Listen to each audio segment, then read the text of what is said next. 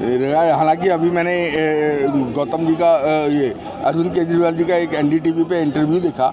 उनसे एनडीटीवी पे पत्रकार ने पूछा गौतम जी के बारे में, तो उन्होंने कहा, क्लियर कहा कि गौतम जी से हमने इस्तीफा नहीं मांगा है। ओके। उनका स्टेटमेंट आया है कि गौतम जी ने अपने उससे बीजेपी के षड्यंत्र के महत्व पार्टी को नुकसान हो रहा है, इस वजह से उन्होंने खुद पार्टी के लिए सेक्रीफाइस किया है। उनका कहने का मतलब यही था।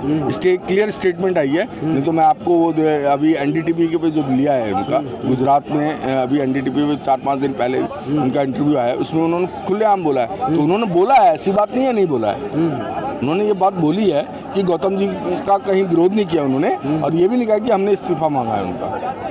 दलित समाज की जो अभी दशा है पूरे देश में, उसको लेकर क्या कहना चाहेंगे? क्या समाज का जो उच्च तबका है, क्या उसको आगे आकर हाथ नहीं बढ़ाना चाहिए? तमाम जो भेदभाव हैं, या जो कितने साल हो गए, हज़ारों साल हो गए जातिगत जिस तरीके से भेदभाव पूरे देश में है। हमारे देश की पहचान तो कुछ और है, लेकिन ये जो निचले स्तर पर जो पहचान बनाई जा रही है, इसको लेकर क्या कहना चाहेंगे? क्या समाज अब सुधरेगा? मुझे नहीं लगता कि मतलब जो देखिए, आपके दलित समाज में भी एक वर्ग शिक्षित हो गया है, ऊंचे पदों पे पहुंच गया है। उनको आगे आके जो जहाँ से वो उठे हैं उनको सोचना चाहिए, ज़मीनी स्तर की जो स्थिति है उनसे वाकिफ़ होना चाहिए उनको आगे आके उनको बिना किसी, जैसे गौतम जी ने बिना किसी डर के आगे आए और उनका बिना लोभ लालच के उनको इस्तीफा भी देना पड़ा, दे दिया, लेकिन समाज की आवाज़ तो बुलंद की उन्होंने।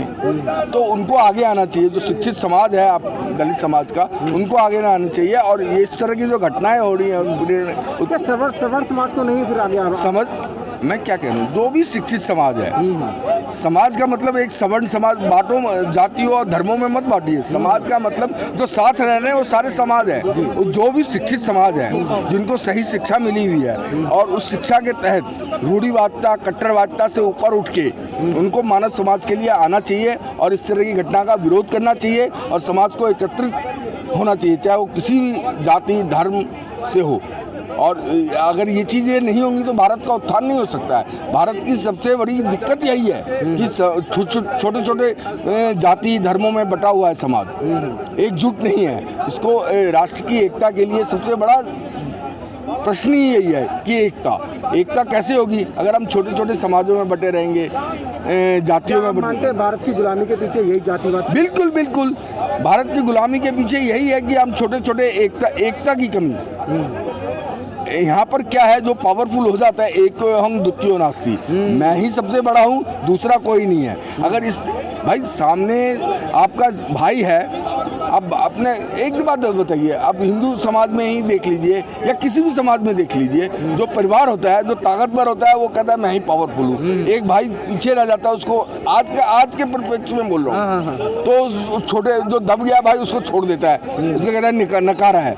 यही चीज़ नहीं है। अगर उस परिवार को उठना है तो सबको सम्मिलित होकर इकट्ठा होकर उठता है, वो समाज, वो परिवार बढ़ता है। इसी तरह से राष्ट्र का है, राष्ट्र में अगर सारी जातियाँ, सारे धर्म, सारा एक राष्ट्र के लिए सोचेगा, इकट्ठा होगा, अगर हमारा कोई भाई पिछड़ा है उसको उठाने की सोचेगा, तो समाज आगे बढ़ेगा। देशवासी के लिए क्या कहना चाहेंगे तो जातिवाद को मानते हैं? बिल्कुल, जातिवाद किसी धर्म में नहीं लिखा, किसी उसमें नहीं। अगर आपको कोई कहता है, कोई धार्मिक व्यक्ति कहता है, कोई धर्म या राजनीतिक पार्टी अगर आपको ये कह रही है कि ये धर्म है और वो धर्म है और समाज को बिखेर रही है, तो उसका पुरजोर विरोध कीजिए। आइए सब लोग मानवतावादी, जो भगवान बुद्ध ने कहा है मानव मानव एक समान, इस नीति पर आइए और समाज को जोड़िए। लेकिन लगातार मिश्रा जी, लगातार ये भी लोग कह रहे हैं कि 2024 में ये ऐसा बहुजन समाज के तमाम लोग बयान देते हैं, तो वो लोग ये कह रहे हैं कि अगर बीजेपी दोबारा इलेक्शन जीत जाती है तो 2024 के बाद इस देश में मनु पे आधारित संविधान लागू होगा। ये तो भूल है उनकी, वो तो भूल है उनकी, ये भूल है। ये देश बाबा साहब ने ऐसा एक संविधान दे दिया है, इसको वो तोड़ नहीं पाएंगे। इतनी क्या किसी भी पार्टी में, मैं एक ही नहीं कह रहा, किसी भी पार्टी में इतनी ताकत नहीं है जो बाबा साहब के संविधान को हिला सके।